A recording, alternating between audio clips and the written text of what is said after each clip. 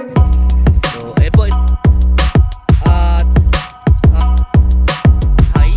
Ito nga po sa depende lang po kami sa ay lumuwang na daw po. Ay, ralat po yung likod po niya. Yan. Pwede naman po sa part na ito.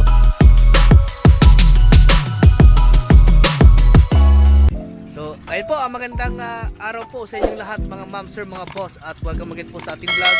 So, for this episode po natin, andito po tayo ngayon sa bahay naman po ng Likab, Nueva Ecija. Ito po ay boundary na rin po ng Victoria, Tarlac. At ang maganda po dito, malapit lang po siya sa mga sa exit po ng Victoria.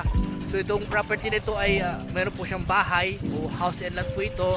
Tapos, yung kanyang farm ay maluwang po siya. At ipapakita ko po sa inyo itong property na ito. At panoorin nyo yung kanyang drone video. So ipapakita po namin sa inyo. So ito po yung property na ibinibenta. Yun nga po ang sabi ko po. Ito po ay mayroon pong sukat na 19,504 square meter po siya na may bahay. At yung kanyang residential part ay nabakuran na po ng cyclone wire. Ganoon din po ang kanyang poste po ay bakal na mayroon pong tawag dito, meron po siyang puting na semento. So meron na rin pong parang barrier po dito. At ang maganda po dito ay ongoing na raw daw po yung pagsesemento po sa kanyang barangay road. So doon daw po sila nag-start sa Bandoroon. At dito nga po yung way na papunta po sa town proper po ng Likab.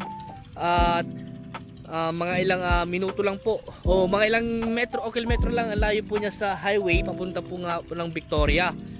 Mga dito siguro mga 3 minutes lang. Tapos sa town proper daw po mga 5 to 10 minutes daw po.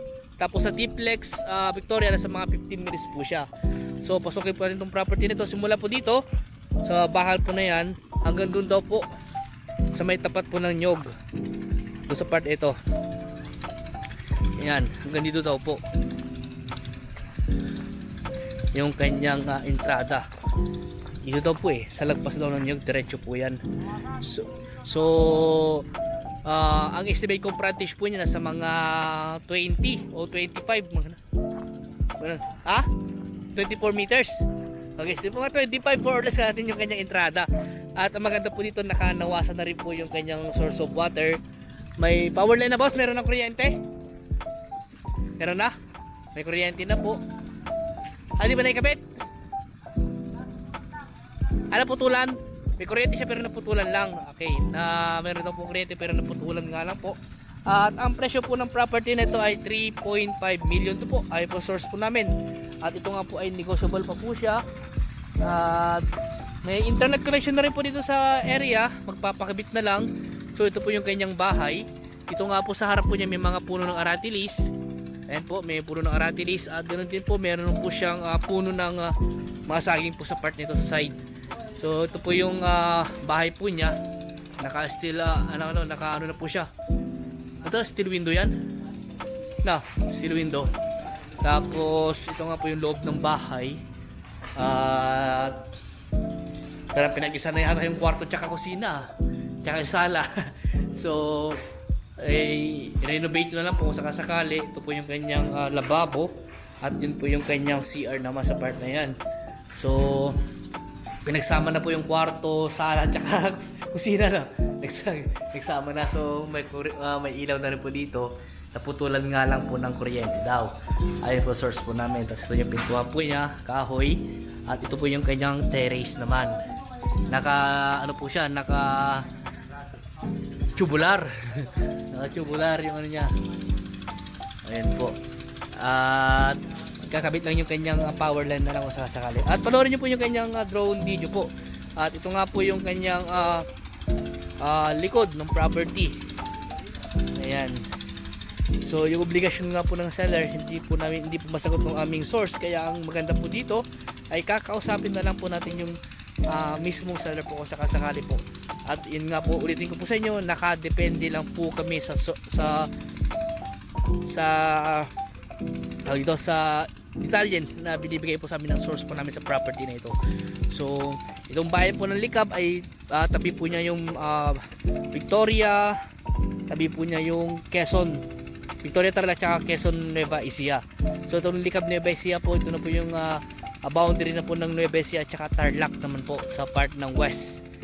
Ayan. So yun po yung diretso po yan. Tapos doon sa bandang likod daw po, doon daw po yung lumuwang. So parang yung tapat po ng property na ito, yung tapat po yan sa pinakadulo, kasama na rin daw po itong property na ito. Ayan. So dito po sa ano po niya, mahaba po siya, pero doon sa bandang likod ay lumuwang na daw po. Ayun po source po namin. Try ko pong kunin yung kanyang lot plan. Kung sakaling message po nila sa akin, ipa-flash ko po sa screen para makita nyo po. At ganoon din po yung copy ng title kung sakasakali makahingi po ako. Kasi wala pong maipakita po sa amin yung source po namin. Kaya hihingi na lang po ako, baka sakaling makapagpasend po sila ng copy ng title. At itatry ko na lang po i-flash sa screen kung sakasakali may makuha po ako. So hanggang doon pa po yan, diretso pa po yan. At ang maganda po dito, kung sakasakali po ay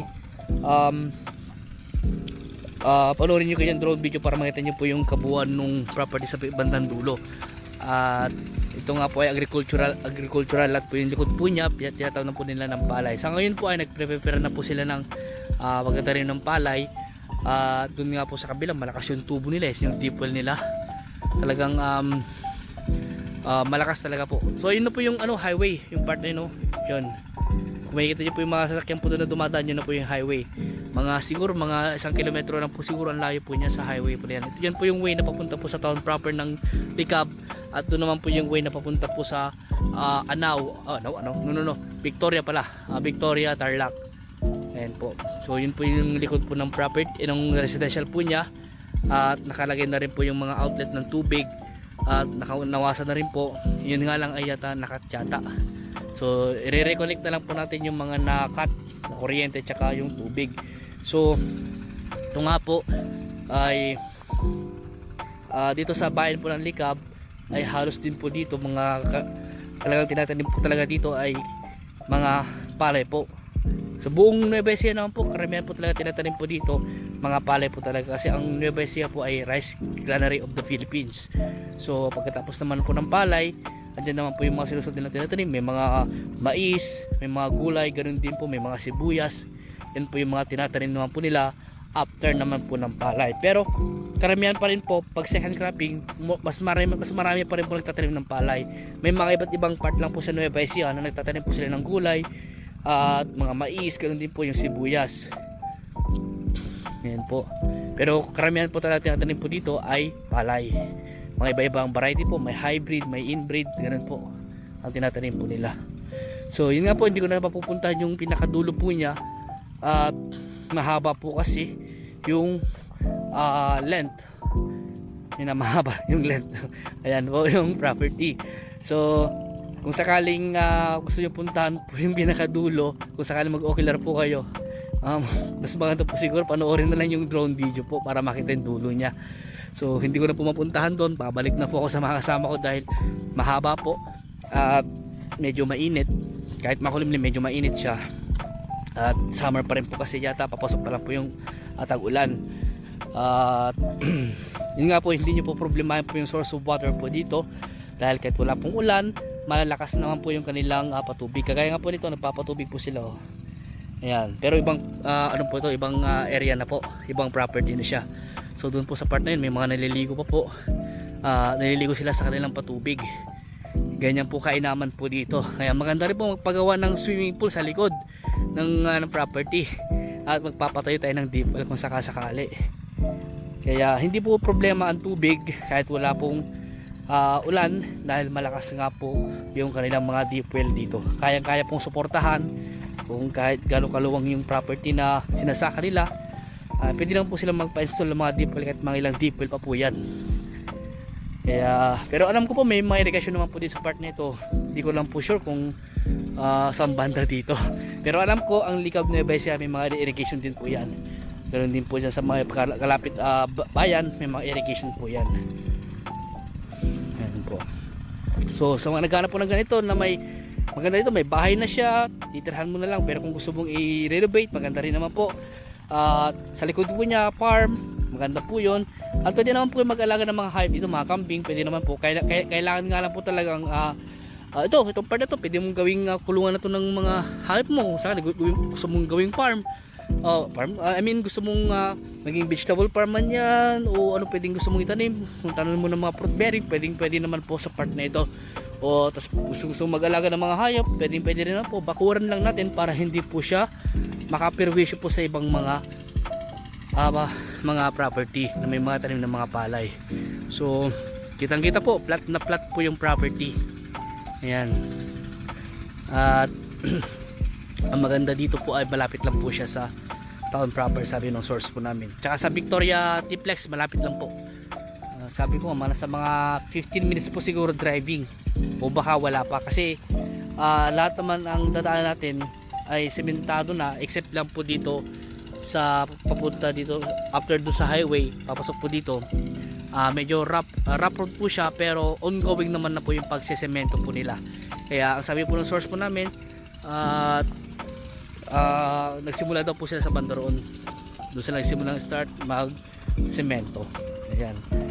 So kung may katanungan po kayo, tawag lang po kayo sa akin, at kung gusto tignan tong property ng personal, samahan po namin kayo para maipakita po namin sa inyo at ma-explain na rin po. At kung gusto nyo kausapin yung seller, pupuntahan po natin kung sakasakali po. So hanggang dito po muna, at maraming salamat po sa inyo lahat po, at God bless.